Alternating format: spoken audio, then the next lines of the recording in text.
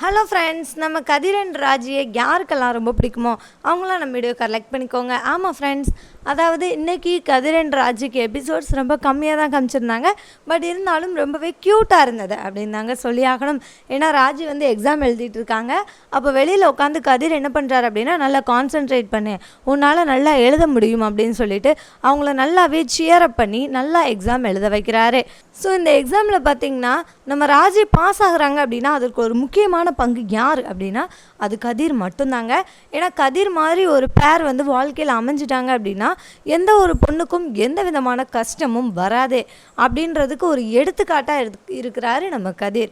So அந்த அளவுக்கு அவர் வந்து ஒரு சப்போர்ட்டிங்காக இருக்கிறாரு நம்ம ராஜிக்கு. ஸோ இன்றைக்கி எக்ஸாம் எழுதும் போது அந்த அளவுக்கு சியரப் பண்ணார். ஸோ அவங்க ரொம்பவே ஹாப்பியாக இருந்தாங்க. ஸோ அதற்கு முன்னாடி இன்றைக்கி எபிசோட் ஸ்டார்டிங்கில் என்ன நடந்தது அப்படின்றத இந்த வீடியோவில் பார்க்கலாம். அவர் வந்து வாக்கிங் போயிட்டு வந்ததுலேருந்து ரொம்பவே அமைதியாக இருக்கிறாரு. இதை நோட் பண்ண மீனா வந்து என்ன கேட்குறாங்க அப்படின்னா, என்னங்க நீங்கள் வாக்கிங் போயிட்டு வந்ததுலேருந்தே ஒரு மாதிரி அமைதியாக இருக்கீங்க அப்படின்ற மாதிரி கேட்குறாங்க.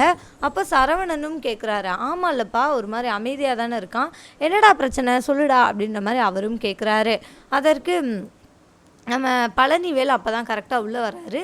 நம்ம செந்தில் இன்றைக்கி காலையிலே வாக்கிங் போனியோ அப்படின்ற மாதிரி கேட்குறாரு.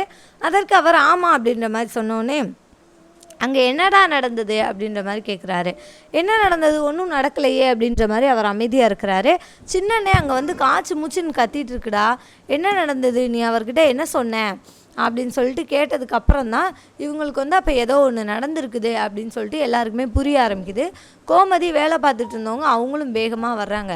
வந்து என்னடா நடந்துச்சு, என்னடா பண்ண அப்படின்ற மாதிரி கேட்டோடனே, நான் வந்துட்டு அவர்கிட்ட போய் ஒன்றுமே கேட்கல, சும்மா சண்டை தான் போட்டேன் அப்படின்ற மாதிரி சொல்கிறாரு. டேய் சின்னண்ணே வந்து நீ கையை உடச்சிருவேன் வெட்டிடுவேன்லாம் சொல்லிட்டு வந்தியாம்ல, அப்படியெல்லாம் என்கிட்ட சொல்லுது அப்படின்ற மாதிரி சொல்கிறாரு.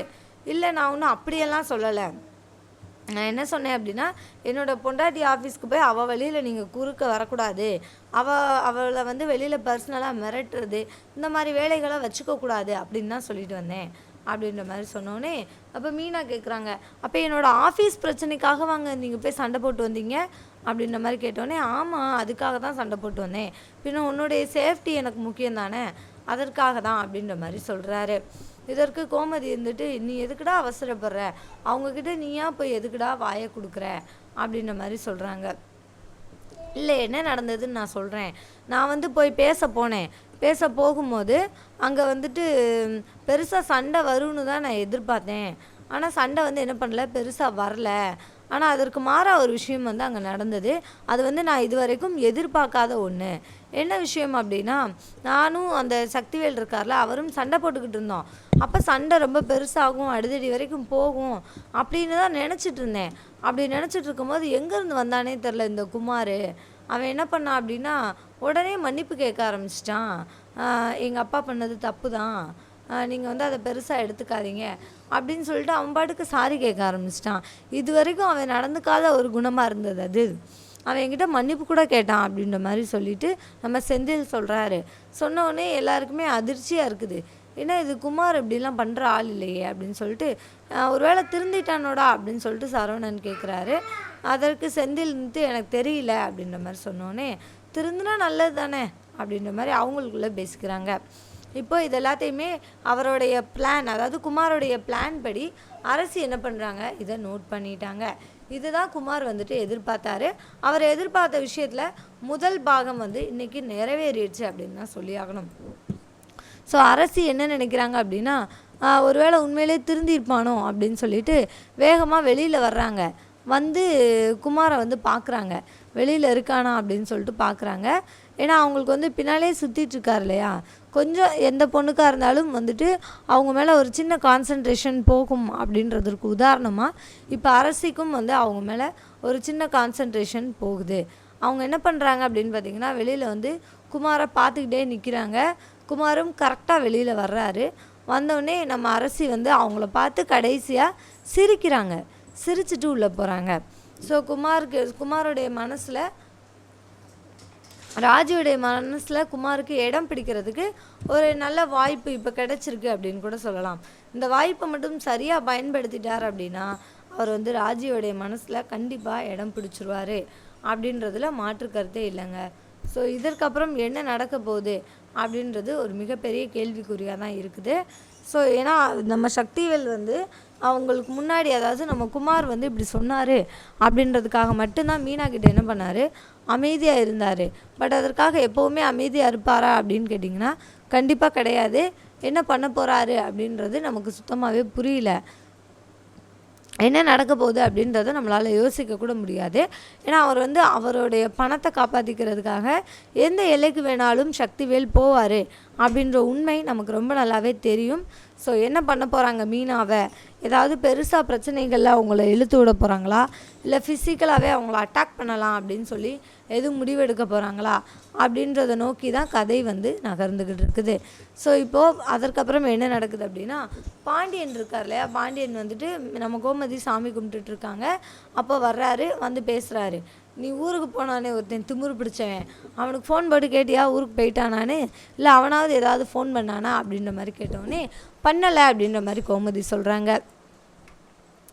அவனுக்கெல்லாம் கொஞ்சம் கூட அறிவே கிடையாது. எப்போ போகிறோம்னு சொல்ல மாட்டான், அங்கே போயிட்டோம்னு சொல்ல மாட்டான், திருப்பி கிளம்பும் போது எதுவுமே சொல்ல மாட்டான் அவன் அப்படின்னு சொல்லிட்டு சத்தம் போடுறாரு. நீயாவது ஃபோன் பண்ணி கேளு அப்படின்ற மாதிரி சொன்னோடனே சரின்னு சொல்லிட்டு கோமதி கால் பண்ணுறாங்க. அப்போ பாண்டியன் பக்கத்துலேயே நிற்கிறாரு. நின்று அவர் சேஃபாக போயிட்டாரா அப்படின்ற விஷயத்த கேட்குறாரு. கேட்டுட்டு தான் அங்கேருந்து போகணும் அப்படின்றதுக்காக வெயிட் பண்ணிக்கிட்டு இருக்கிறாரு. ஸோ இப்போ என்ன நடக்குது அப்படின்னா, கதிர் வந்து கால் அட்டன் பண்ணி பேசுகிறாரு. நாங்கள் காலைல 1 மணி நேரத்துக்கு முன்னாடியே வந்துட்டோமா, இப்போ கல்யாணத்துக்கு வந்து கிளம்பி போய்கிட்டு இருக்கிறோம் அப்படின்ற மாதிரி சொல்கிறாங்க. சரி அப்போ நீ நல்லபடியாக பார்த்து போயிட்டு வாங்க அப்படின்ற மாதிரி சொன்னோன்னே ராஜிக்கிட்டேயும் பேசுகிறாங்க. நீ சரியான ஆளு தாண்டி, போயிட்டு ஒரு ஃபோன் கூட போடல பார்த்தியா, மற்ற நேரம்லாம் என் பின்னாலே சுற்றிட்டுருப்ப, இப்போ மட்டும் என்னடி உன் புருஷன் கூட வெளியில் போனோடனே நீ என்னை மறந்துட்டல, சரி என் பிள்ளை உன்னை எப்படி பார்த்துக்கிறான் அப்படின்ற மாதிரி கேட்டோடனே நல்லா பார்த்துக்கிறானா அப்படின்னு கேட்டாங்க நம்ம கோமதி. அதற்கு ராஜி ரொம்பவே அப்படின்னு சொல்லிட்டு ரொம்ப அழகான ஒரு பதிலை சொல்லியிருக்கிறாங்க. ஸோ இதுவும் பார்க்குறதுக்கு ரொம்பவே நல்லா இருந்தது அப்படின்னு தாங்க சொல்லியாகணும். இப்போது இதற்கப்புறம் வந்துட்டு ஃபோனை வச்சிடுறாங்க. வச்சுட்டு கதிர் அண்ட் ராஜ் 2 பேருமே வந்துட்டு என்ன பண்ணுறாங்கன்னா, ஸ்டாப் வந்துடுச்சு, அதாவது அவங்க எக்ஸாம் எழுதுகிற இடம் வந்துடுச்சு, அங்கே இறக்கி விட்டுறாரு. இறக்கி விட்டுட்டு நான் உனக்காக ஒரு பென் ஒன்று வாங்கினேன், இந்த பென் வச்சு நீ எக்ஸாம் எழுது அப்படின்ற மாதிரி சொல்லிவிட்டு அன்பாக ஆசையாக அந்த பெண்ணை வந்து கொடுக்குறாரு. இவங்களும் அதை ஆசையாக வாங்கிக்கிறாங்க. வாங்கிட்டு போயிட்டு அந்த பெண்ணில் தான் என்ன பண்ணுறாங்க, ராஜி எக்ஸாமும் எழுதுகிறாங்க. ஸோ இது பார்க்குறதுக்கு ரொம்பவே நல்லா இருந்தது அப்படின்னு சொல்லலாங்க. ஓகே, இதற்கப்புறம் ராஜி போய் எக்ஸாம் எழுத ஆரம்பிக்கிறாங்க. அப்போ கதிர் வந்துட்டு வெளியிலே உட்காந்து என்ன பண்ணுறாரு, அவங்கள நல்லா சியரப் பண்ணுறாரு. இங்கே பாரு, கான்சன்ட்ரேஷனை செதற விடாத, நல்லா எழுது, நல்லா எக்ஸாம் வரும் அப்படின்ற மாதிரி சொல்லி அவங்கள வந்து ரொம்பவே சியரப் பண்ணுறாரு. ஸோ இது இப்படி போய்கிட்டு இருக்குது. அப்போ எக்ஸாம் எழுதி முடிச்சிடுறாங்க. இதற்கப்புறம் அவங்க வெளியில் வர்றாங்க. வந்தோடனே கதிர் வந்து எதுவுமே பேசலை, நார்மலாக பேசுகிறாரு. வா, நம்ம காலையில் 2 இட்லி தான் சாப்பிட்டு போனேன், பசிக்கும்ல, நம்ம போய் சாப்பிட்லாம், முதல்ல இங்கே பக்கத்துலேயே ஒரு நல்ல ஹோட்டல் இருக்குது, நான் விசாரிச்சிட்டேன், வா நம்ம போகலாம் அப்படின்ற மாதிரி சொல்லி அவங்கள கூட்டிகிட்டு போகிறாரு. கூட்டிகிட்டு போனால் இப்போ அங்கே வந்துட்டு அப்போ ராஜி அதற்கு முன்னாடி கேட்குறாங்க, இங்கே பாரு, நான் வந்து எக்ஸாம் எழுதிட்டு வந்திருக்கேன், நல்லா எழுதியிருக்கேனான்னு என்கிட்ட நீ ஒரு வார்த்தை கேட்க மாட்டேற அப்படின்ற மாதிரி கேட்டோடனே, எதுக்கு கேட்கணும், நான் கண்டிப்பாக நல்லா தான் எழுதியிருப்பேன், எனக்கு தெரியும் அப்படின்ற மாதிரி ரொம்ப நம்பிக்கையாகவே சொல்கிறாங்க. ஒருவேளை நல்லா எழுதலைன்னா, ஒருவேளை எனக்கு கிடைக்கலனா அப்படின்ற மாதிரி சொல்லும்போது அதற்கு கதிர் வந்து ரொம்பவே அழகாக ஒரு பதில் சொல்கிறாரு. இதில் என்ன கேள்வி, நல்லா எழுதலை வரல அப்படின்னா நெக்ஸ்ட் இயர் ட்ரை பண்ணு, நெக்ஸ்ட் இயரும் நல்லா எழுதலையா அதுக்கு அடுத்த வருஷம் ட்ரை பண்ணு, நீ வந்து மொத்தத்துக்கு எக்ஸாமே எழுத வராமல் இருந்திருந்தா மட்டும்தான் நான் உன் மேலே கோவப்பட்டிருப்பேன், எழுதி நீ அந்த எக்ஸாமில் பாஸ் பண்ணல அப்படின்னா உன் மேலே நான் கோவமே படமாட்டேன், சரி நீ பரவாயில்ல முயற்சியாவது பண்ணலை, அந்த முயற்சியே உன்னை கண்டிப்பாக என்னைக்காவது ஒரு நாள் உன்னை ஜெயிக்க வைக்கும் அப்படின்னு சொல்லிட்டு நான் என்ன பண்ணுவேன், கண்டிப்பாக நம்புவேன், நீ முயற்சி பண்ணலை, அதுவே எனக்கு ரொம்ப பெரிய சந்தோஷம் அப்படின்னு சொல்லிட்டு அவர் சொல்கிறாரு. இதை கேட்கும்போது ராஜிக்கு மனசுக்கு ரொம்பவே சந்தோஷமாக இருக்குது. அவங்க என்ன நினைக்கிறாங்க அப்படின்னா, இப்படி ஒரு கணவர் நமக்கு கிடச்சிருக்காரே, நமக்கு ரொம்பவும் ஒரு அழகான வாழ்க்கை தான் அமைஞ்சிருக்குது அப்படின்னு சொல்லிட்டு அதை நினச்சி ரொம்பவே பெருமைப்படுறாங்க. ஸோ இப்போ சாப்பிட்றதுக்கு ஹோட்டலுக்கு கூட்டிகிட்டு போகிறாரு. கூட்டிகிட்டு போனால் அங்கே வந்துட்டு என்ன நடக்குது அப்படின்னா, நம்ம கதிர்கிட்ட பணம் கொஞ்சம் கம்மியாக இருக்குது. ஸோ இப்போ என்ன பண்ணுறாரு, நம்ம வேணால் புரோட்டா சாப்பிட்டுக்கலாம், அவளுக்கு மட்டும் என்ன பண்ணுவோம், சாப்பாடு இல்லைன்னா பிரியாணி ஏதாவது வாங்கி கொடுத்துடலாம், அப்படின்னு சொல்லிட்டு அவர் வந்து புரோட்டா வாங்கிட்டு அவங்களுக்கு மட்டும் என்ன பண்ணுறாரு, சாப்பாடு ஆர்டர் பண்ணுறாரு. ஸோ இதை பார்த்த ராஜி வந்துட்டு என்னடா இது, இவன்கிட்ட காசு கம்மியாக இருக்குது, அதனால தான் இவன் என்ன பண்ணுறான், நம்மக்கிட்ட வந்துட்டு நமக்கு மட்டும் சாப்பாடு வாங்கி கொடுத்துட்டு அவன் இப்படி இப்படி போய் புரோட்டா மட்டும் சாப்பிட்றான் அப்படின்னு சொல்லிட்டு இவங்க எந்திரிச்சு போய் நம்ம கதிர்க்காக சாப்பாடு வாங்கிட்டு வராங்க. ஸோ இவங்களுக்குள்ள இப்படி அழகான ஒரு பியூட்டிஃபுல்லான அண்டர்ஸ்டாண்டிங் இருக்குதுங்க. ஸோ இது எப்போ காதலாக மாறப்போகுது, எப்போ இவங்களுக்குள்ள வந்து ஒரு லவ் ஸ்டோரி கொண்டு வர போகிறாங்க அப்படின்றத நம்ம வெயிட் பண்ணி பார்க்கலாங்க. ஸோ தேங்க்யூ ஃபார் வாட்சிங். இந்த வீடியோ உங்களுக்கு பிடிச்சிருந்துச்சுன்னா மறக்காமல் லைக் பண்ணிக்கோங்க. நம்ம சேனலை நீங்கள் இன்னும் சப்ஸ்கிரைப் பண்ணலையா, மறக்காமல் சப்ஸ்கிரைப் பண்ணிக்கோங்க. கூடவே பக்கத்தில் இருக்க பெல் ஐக்கானையும் கிளிக் பண்ணிக்கோங்க. தேங்க்யூ.